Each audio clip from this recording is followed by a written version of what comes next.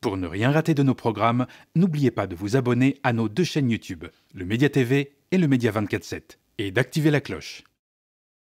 Bonne nouvelle, Marine et Jordan sont enfin réconciliés. Et pour fêter ça, ils ont invité début juin tout le gratin européen. Une bien belle affiche, comme le montrent ces images, qui respirent le bonheur et la joie de vivre. Photo de famille dans le Loiret pour l'extrême droite européenne. À l'invitation de Marine Le Pen et Jordan Bardella, le Premier ministre hongrois Viktor Orban et Matteo Salvini, vice-président du Conseil italien, ont fait le déplacement. Salvini et Orban n'ont vraiment pas eu à regretter d'avoir fait le déplacement dans le village de Mormant sous Vermisson. Sauf quand ces fervents défenseurs de la civilisation chrétienne ont entendu Marine Le Pen parler d'un heureux hasard qui n'en était pas un.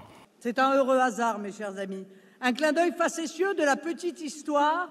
Si la victoire européenne du 9 juin 2024, dont nous célébrons aujourd'hui l'anniversaire, et la création du groupe des Patriotes coïncide cette année avec la Pentecôte, qui marque, comme vous le savez, la descente de l'Esprit Saint sur les premiers chrétiens et la naissance de l'Église. Chrétiens.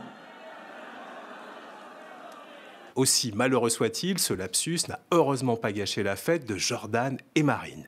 Alors qu'on les croyait brouillés, le Rassemblement national a rassuré ses troupes en affichant une image d'unité et d'affection. Démonstration d'affection appuyée entre les deux leaders, la présidentielle est déjà dans les esprits. Nous voulons gouverner la France. Nous nous y préparons chaque jour.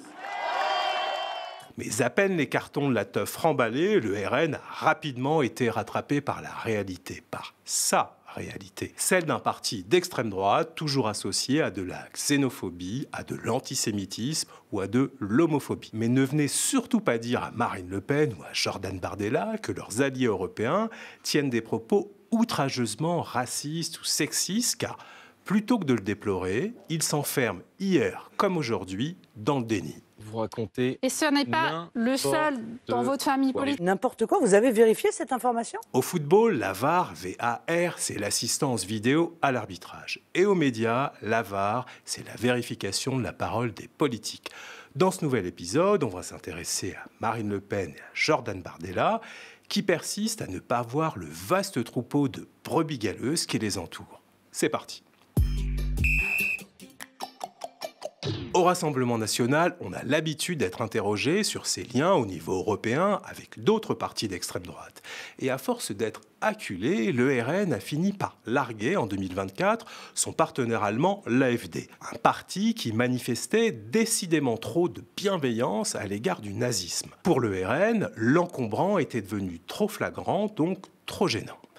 Mais le parti de Marine Le Pen ne souhaite pas jouer cavalier seul. Alors, il s'acoquine encore et toujours avec des personnages sulfureux, comme le président hongrois Viktor Orban ou le vice-président du Conseil italien Matteo Salvini. Et dans cette internationale néofasciste, on a aussi vu l'Estonien Martin Helme parmi les invités d'honneur du RN dans le Loiret. Chez lui, en Estonie, Helme est une figure particulièrement controversée du paysage politique local. Et vous allez vite comprendre pourquoi l'ancien ministre estonien des Finances est un personnage plus que détestable. Comment vous vous êtes senti à votre meeting lundi, quand vous avez fait l'accolade, l'embrassade à tous ces représentants européens de ce qu'on appelle l'extrême droite européenne, sachant qu'on parle de personnes, et vous me permettrez de les citer, Martin Helme, estonien, qui dit « Si vous êtes noir, repartez ». Non, il n'y a jamais. Et vous avez, je peux vous assurer. Oui. Et vous avez, il n'a peut-être pas dit à votre meeting, mais ils l'ont dit. Jamais vous ne m'entendrez dire « Si vous êtes noir, Monsieur repartez ». Mais il n'a pas dit ça. Vous l'avez vu, Jordan Bardella se montre catégorique. Martin Helme n'aurait jamais dit « If you are black, go back ». Si vous êtes noir, rentrez chez vous. Le président du RN se porte garant que son partenaire estonien n'a jamais proféré ces propos racistes. Et si Bardella est aussi affirmatif, c'est peut-être parce qu'il a eu le temps de se renseigner, car on lui a déjà parlé de ces propos d'Helme l'an dernier. Regardez. Martin Helme, également à vos côtés sur cette photo, estonien. Il a déclaré à la télévision « Si vous êtes noir, repartez parce que je veux une Estonie blanche ». Aujourd'hui, Jordan Bardella affirme que Martin Helme n'a jamais dit « Si vous êtes noir, repartez, je veux une Estonie blanche ». Sauf que Helme lui-même a confirmé avoir tenu ses propos Et ça, Bardella peut difficilement l'ignorer puisque le politicien estonien l'a revendiqué sur la chaîne de télé Deutsche Welle en 2019. Voici la preuve en images. À propos des personnes noires, vous avez dit en 2013, si vous êtes noir, repartez. Je veux que l'Estonie soit un pays blanc. C'était vos paroles en 2013, dans un débat télévisé ici à Tallinn. Et d'ailleurs, vous avez été sévèrement condamné par d'autres politiciens, y compris par la Commission des droits de l'homme du Parlement. Oui, mais il y a eu un sondage en Estonie et 80% des Estoniens étaient d'accord avec ce que j'ai dit. En réalité, aucun sondage n'a été réalisé sur la présence de personnes noires dans ce pays. C'est ce que nous apprend le journal estonien Posti Messe, qui a débunké une série de fake news propagées par Martin Helme dans cette interview. Bref, c'est en toute connaissance de cause que le RN a convié Martin Helme à sa fête. Et ce, malgré la batterie de casseroles qui traîne derrière lui. Car quelques années avant Jordan Bardella, Marine Le Pen avait déjà été alertée sur les propos très problématiques tenus par l'ami estonien du RN. Mais elle refusait d'y croire ou faisait semblant de ne pas y croire. Nathalie Loiseau, c'est ce qu'elle dit dans une interview aujourd'hui accordée au journal Le Monde. Elle dit « Le ministre de l'Intérieur, dont vous voulez faire votre allié, dit « Black must go back » ou qu'une femme qui n'a pas d'enfant à 27 ans est un déchet. Les mots sont compliqués à assumer pour vous. Comment est-ce que... Mais Madame Nathalie Loiseau dit n'importe quoi. Vous avez vérifié cette information? Je l'ai cité, Nathalie Loiseau. Non, voilà. Non, mais il n'a pas dit ces propos-là. Non, mais vous voyez... mais il ne les a pas dit. Mais ça m'étonnerait qu'il ait dit quelque chose comme cela. Pauvre Marine Le Pen. Elle va être bien triste d'apprendre que son amie Martin Helme a effectivement tenu ses propos. C'était en mai 2016, lors d'une interview avec une journaliste du quotidien estonien Eesti Päevaleht. À son intervieweuse de 27 ans, qui lui disait être célibataire et sans enfant, Martin Helme lui a répondu qu'elle était un élément socialement nuisible, car à l'origine du problème démographique de l'Estonie. Cette expression élément socialement nuisible, pour définir les femmes sans enfants, a créé énormément de remous dans la société estonienne. Marine Le Pen pourrait d'ailleurs le constater si elle se rendait prochainement dans la capitale de l'Estonie, où une pièce de théâtre intitulée justement « Éléments socialement nuisibles » se joue à Tallinn jusqu'à la fin de l'année. Le spectacle raconte l'histoire de femmes qui ont choisi de ne pas avoir d'enfants ou qui attendent encore de trouver le ou la partenaire idéal pour procréer. On vient de le voir, le partenaire estonien du Rassemblement national tient des propos racistes, sexistes, mais vous allez l'entendre, homophobes également. Écoutez-le décrire le programme de son parti politique, c'était en 2022. Il faut que le peuple estonien soit libre, libre sur sa terre. Nous ne voulons rien d'autre que d'être libres. Laissez-nous tranquilles, laissez-nous tranquilles. On ne veut pas de votre homosexualité, on ne veut pas de vos vaccins, on ne veut pas de vos immigrés. Laissez-nous tranquilles, laissez-nous vivre librement. C'est ça l'objectif de notre parti. Mettre les homosexuels, les vaccins et les immigrés dans le même vol pour les expulser d'Estonie, c'est ça le programme de l'invité d'honneur du RN. Et n'oublions pas que cet ami du Rassemblement national défend aussi la race blanche estonienne, une idée qu'il exprime par le geste et aussi par la parole. Commençons par le geste, celui du ralliement aux suprémacistes blancs, le fameux signe OK, qui fait référence au white power, une prétendue supériorité de la race blanche. Martin Helme a fait ce geste suprémaciste lors de la cérémonie d'investiture où il a été nommé ministre des Finances en 2019. Mais le plus dangereux chez Martin Helme, et que le Rassemblement national fait aussi semblant d'ignorer, c'est sa théorie sur la prétendue pureté génétique des Estoniens. Avant de vous montrer ces élucubrations, il faut rappeler qu'il existe un consensus chez les généticiens pour affirmer qu'il n'existe pas de groupe humain génétiquement homogène ou pur à l'intérieur des frontières entre les États. Les recherches le prouvent, en Estonie comme partout ailleurs dans le monde, la population présente une grande diversité génétique, mais elle me s'en moque. Voyez plutôt comment il instrumentalise les données scientifiques pour servir son idéologie. D'un point de vue idéologique, nous sommes nationalistes. C'est pour cela que nous mettons en avant notre identité nationale.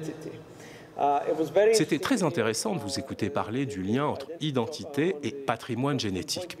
Vous savez, les Estoniens, en tant que nation, ont un patrimoine génétique très particulier.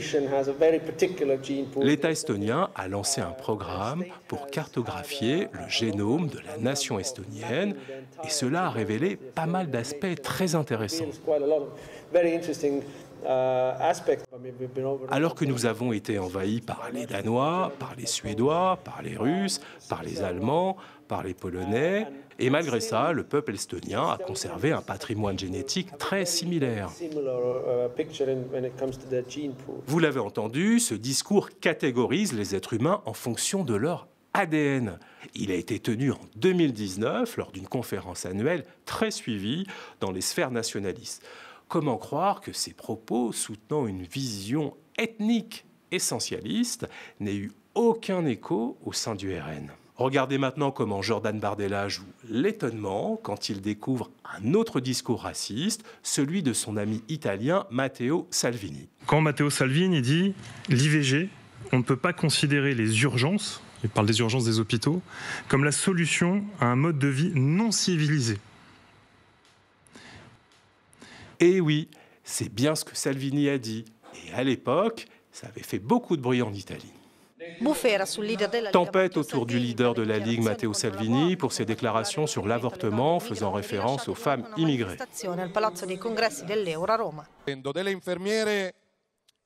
Des infirmières et des médecins qui travaillent aux urgences m'ont dit que des femmes qui ne sont pas de chez nous viennent jusqu'à 6 fois pour une interruption de grossesse. Per la sesta volta per un'interruzione di gravidanza.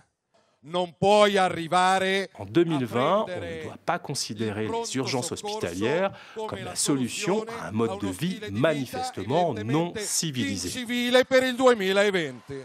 Mais ne dites pas à Marine Le Pen que Matteo Salvini voulait réserver les wagons des tramways de Milan aux seuls Italiens. Non, ne lui dites pas ça car elle ne le croirait pas. Autre allié, l'Italien Matteo Salvini, qui n'est pas venu parce qu'il est en pleine tractation gouvernementale, vous l'évoquiez, il a proposé il y a quelque temps de réserver les wagons de tramway de Milan aux seuls Italiens. Est-ce que vous pourriez réserver des tramways des rames de tramway? Alors d'abord, je ne vous répondrai pas parce que je ne sais pas si cette déclaration est vraie. Or, permettez-moi de vous dire que je vois tellement de fausses informations diffusées par les médias français quotidiennement qu'avant de répondre, je veux d'abord m'assurer de ce qu'il a dit. Cette déclaration est pourtant vraie. Salvini l'a bien dit, et il l'a d'ailleurs assumé de vouloir faire le tri dans les transports entre les Italiens et les autres. Écoutez-le. Et ta déclaration sur les places réservées dans les transports en commun à Milan pour les Milanais, c'était une provocation?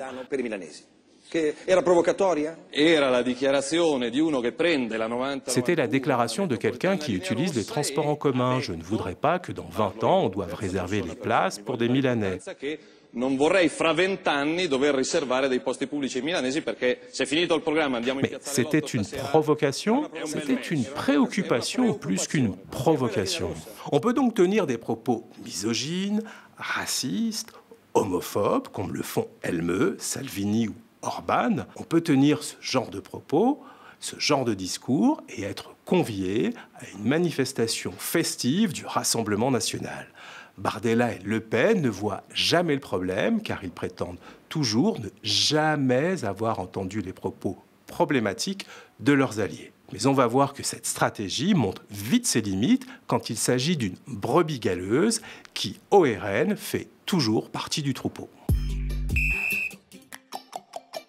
Ce sont des archives très embarrassantes pour Marine Le Pen.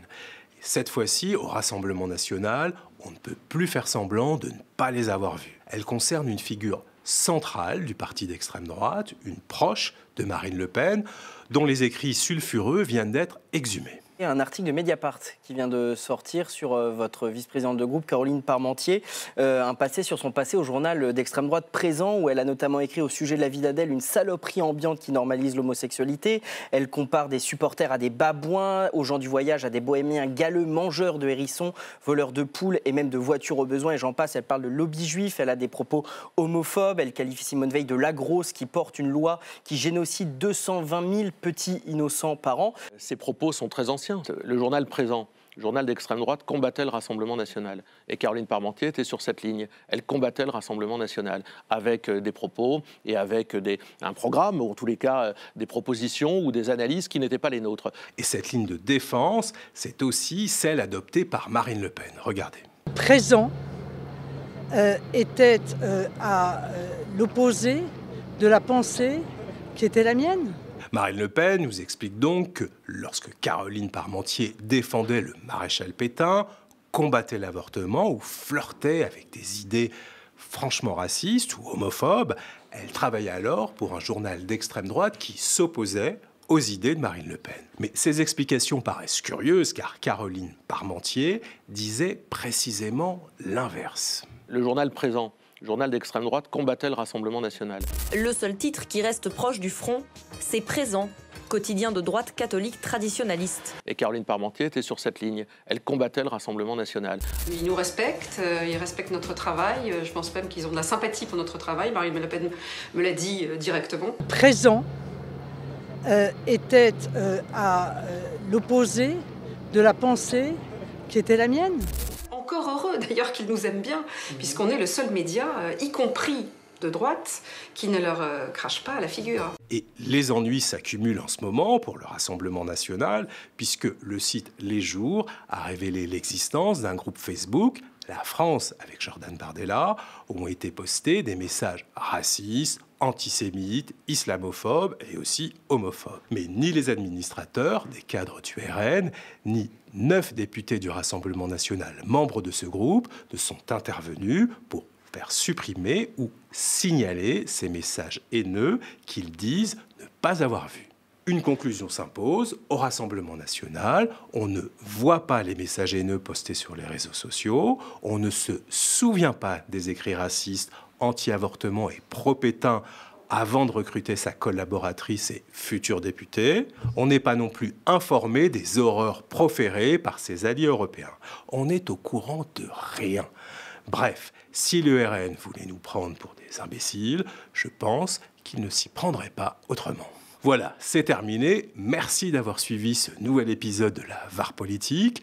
Dites-nous ce que vous en avez pensé en laissant un commentaire. Likez si vous avez aimé et restez connectés aux médias.